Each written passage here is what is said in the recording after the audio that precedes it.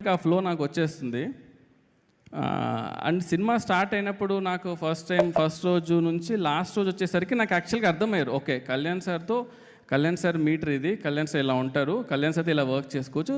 Actually very very very very easiest person to work in the world అనిపించింది నాకు. So and నాకు ఎప్పుడు ఉండింది మైండ్లో ఎప్పుడు ఏంటంటే సార్ని అడగాలి, సార్ ఈ సినిమాతో ఆపద్దండి సార్, ఒక్క సినిమా ఇంకొకటి చేద్దాం సార్ అని అడగాలి ఉండింది, కానీ ఎప్పుడు ఆ ధైర్యం సరిపోలేదన్నమాట.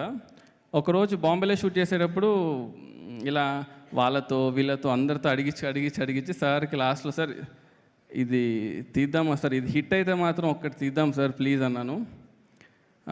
అది యాక్చువల్గా పర్సనల్లో ఉండింది, నేను ఆయన మాత్రమే ఉన్నాం అనమాట. సో సార్ చూసి చేద్దామా అన్నారు. సార్ ఒక్కటి సార్ చేద్దాం సార్ అంటే, కానీ ఆ రోజు అన్నదానికి అదొక్కటి కేవలం ఈ సినిమా హిట్ అవ్వాలి అనే దానికి మెయిన్ రీజన్ ఏంటంటే, రీజన్ ఏమవ్వాలనుకున్నా అంటే ఈ సినిమా హిట్ అవ్వాలి, ఎందుకంటే I want to work with you sir again. అంటే ఆ ఆపర్చునిటీ ఎప్పుడైనా సరే అది బికాస్ యాజ్ అ ఫ్యాన్గా బయట నుంచి చూస్తున్నప్పుడు ఓకే సార్తో ఇలా తీయాలని ఒక క్లారిటీ ఉంటుంది, కానీ వర్క్ చేసేటప్పుడు ఏదైతే ఆ ఫీల్ ఉంటుందో అది మనకి ఇంకో అవకాశం వచ్చినప్పుడు మనకు ఆ ఫీల్ ఎలా ఉంటుందని నాకు పర్సనల్గా తెలుసు. కాబట్టి ఓజీ యూనివర్స్ అని మీ నోట్లో నుంచి విన్నాను కాబట్టి ఐ థింక్ అది చేస్తే మాది ఇట్ బి